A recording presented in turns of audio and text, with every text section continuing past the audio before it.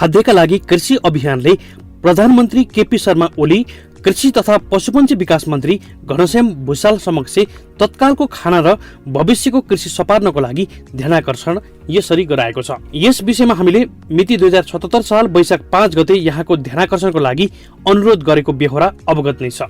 बन्दाबन्दीले आम जनसमुदायको तत्काल खानेकुराको उपलब्धतामा पर्ने प्रभाव र भविष्यको लागि खानेकुराको सङ्कट टार्न सरकारले लिनुपर्ने बाटो पहिल्याउन छलफल र विचार विमर्शमा पर्याप्त ध्यान पुगेन कि भन्ने लागेकाले हामीले यो सन्दर्भलाई पुनः स्मरण गराउँदै यी सुझाव प्रस्तुत गर्ने दृष्टता गरेका छौँ।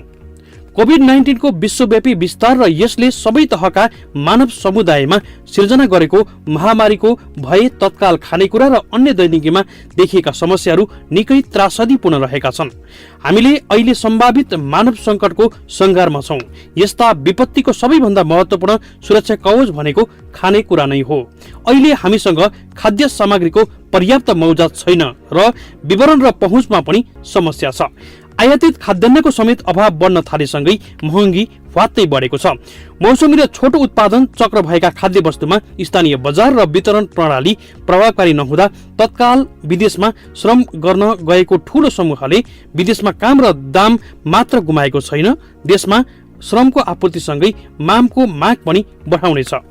भारत लगायत देशले केही समय खाद्यान्न निर्यातमा प्रतिबन्ध लगाउने सम्भावना बोकेको ख्याल गर्दै खानेकुराको स्थानीय तहमै जोहो गर्न आवश्यक छ।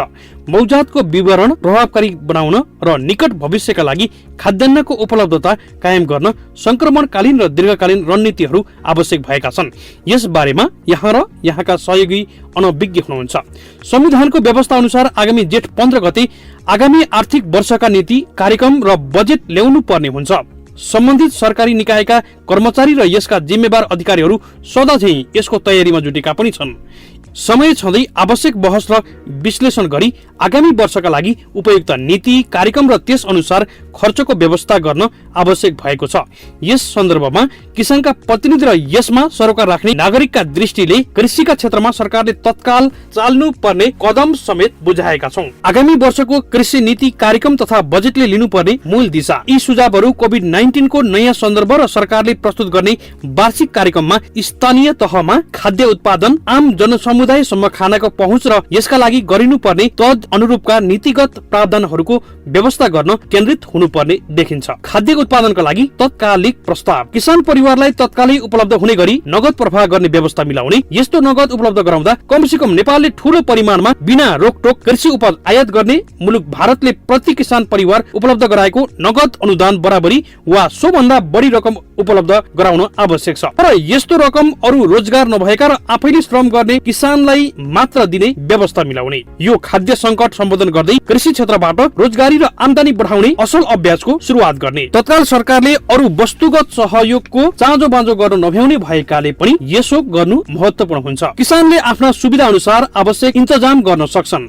यसका लागि स्वास्थ्य बीमा अनिवार्य गर्न सकिन्छ। श्रमिक किसानलाई तत्कालका लागि पर्याप्त खानेकुराको बन्दोबस्त मिलाउने। तर यस्तो खाद्य सामग्री स्थानीय तह मार्फत वास्तविक किसान परिवार पहिचान गरी उपलब्ध गराउने कुरा निश्चित गरिनुपर्छ। यस्ता श्रमिक किसानहरू जसले जमिन पाएमा आफै खेतीपाती गर्न आँट गर्छन्, उनीहरूलाई खेतीपातीका लागि आवश्यक सेवा र सामग्रीहरूमा पहुँच सहज बनाउनुका साथै उपयुक्त वातावरण यथाशीघ्र उपलब्ध गराउने। यो कामको जिम्मेवारी स्थानीय तहले लिने र ओडा तहमा उपयुक्त संयन्त्र बनाउने। नगर तथा नगर उन्मुख बस्तीहरूमा कौशी या करेसाबारीका लागि चाहिने उत्पादनसँग सम्बन्धित सामग्रीहरू सहज रूपमा उपलब्ध गराउने व्यवस्था मिलाउन नगरपालिका र ओडा तह र कृषि तथा पशु सेवा विकास केन्द्र बीच सहकारी गर्ने। यसमा संघीय सरकारले एकमुष्ट अनुदान उपलब्ध गराउने, नगरपालिकाको स्रोत र साधन उपलब्ध गराउने, सेवा केन्द्रको सट्टा कृषि शाखाहरूले सहजीकरण गर्ने समन्वय ढाँचा बनाउने। यी सबै गर्न स्थानीय सरकारले किसानको वर्गीकरण गरून्, पहिचान सहितको परिचय पत्र दिने व्यवस्था मिलाउने। आम जनसमुदायसम्म खानाको पहुँच बढाउन तात्कालिक प्रस्ताव, शहरी श्रमिकलाई रोजगारदाता मार्फत नगद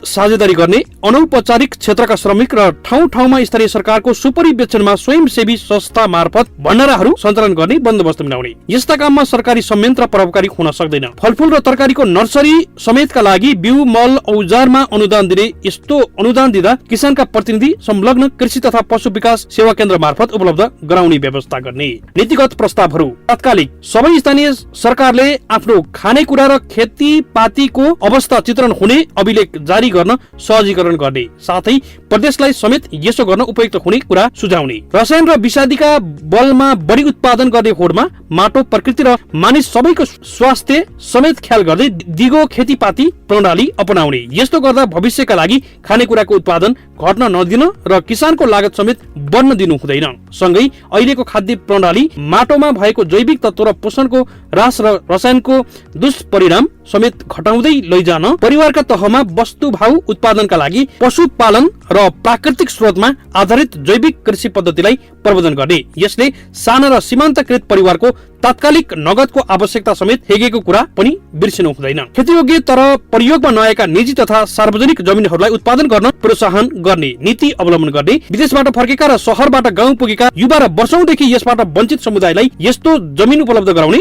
बाँझो जमिनको उपयोगको सान्दर्भिकता ख्याल गर्दै खेतीयोग्य बाँझो जमिनको उपयोग बढाउने। यस्तो कार्य गर्ने प्रोत्साहन प्याकेज दिने बन्दोबस्त मिलाउने। शहरी क्षेत्रमा रहेका खाली जमिन, कौशी र करेसाबारीमा तरकारी खेती गर्न र नगर उन्मुख काँड क्षेत्रमा खाद्य उत्पादनमा प्रोत्साहन गर्न पालिकाहरू मार्फत कृषि तथा पशु विकास सेवा केन्द्रको सट्टा कृषि शाखाको समन्वयमा बिउ र अन्य दिगो खेतीपातीका उपयुक्त सरल प्रविधि सामग्री, रैथाने बिउ र जैविक मल उपलब्ध गराउने। यस्ता बिउ तथा कृषि उत्पादन सामग्री सहज रूपमा उपलब्ध गराउन यसका साना विक्रेतालाई प्रोत्साहन प्याकेजको बन्दोबस्त गर्न स्थानीय तहलाई आवश्यक साझेदारी रकम उपलब्ध गराउने। साना व्यवसायिक किसानलाई वित्तीय संस्था मार्फत खाद्यान्न उत्पादनमा निर्ब्याजी वा सहुलियतपूर्ण ऋण अनुदान उपलब्ध गराउने। तर यस्तो निर्ब्याजी वा सहुलियतपूर्ण ऋणको विवरण भने दोहोरिनु हुँदैन। बरु यस्ता संस्था मार्फत खाद्यान्न उत्पादनमा दिएको यो अनुदान सरल, छिटो र स्थानीय तहको रोहबरमा दिने व्यवस्था गर्ने र स्थानीय सरकारमै बीमा सेवाको व्यवस्था गर्ने। अत्यन्तै कमजोर अभ्यासमा रहेको अनुसन्धान र प्रसारलाई यथाशक्य प्रभावकारी र परिणाममुखी बनाउन किसान समुदायको सक्रिय सहभागितामा आधारित सामुदायिक कृषि अनुसन्धान तथा प्रचारमा जोड दिने। प्रदेश सरकार र स्थानीय तहले लिनुपर्ने केही नीतिगत प्रावधानहरू। लकडाउन जारी रहेमा खाद्यान्न, तरकारी, पशुपन्छीजन्य उत्पादनका साथै तत्कालै बिउ र ब्याडको बन्दोबस्त गरी किसानलाई निसंकोच र भयरहित तरिकाले खेतबारीमा जान सक्ने वातावरण बनाउने। भर्खरै र निकट भविष्यमा विदेश जानबाट रोकिएका र विदेशबाट फर्केका युवा जनशक्तिलाई ससम्मान कृषि पेशामा आकर्षित गर्ने वातावरण सिर्जना गर्न स्थानीय तह र प्रदेश सरकारको आपसी सहकार्यमा सहयोगको प्रस्ताव सहित योजना बनाउने। यसतर्फ अग्रसर स्थानीय तह र प्रदेशका अनुभवका आधारमा स्थान विशेषका योजना बनाउने। उत्पादन प्रक्रियालाई सघन र एकीकृत गर्दै कृषि उपज मूल्य श्रृंखला प्रभावकारी बनाउन समूह तथा सहकारीमा आधारित कृषि उपज प्रशोधन, भण्डारण, बजारीकरण र वितरण प्रक्रियालाई सहज बनाउन साना किसानमा आधारित कृषि सहकारीलाई सहयोग गर्ने।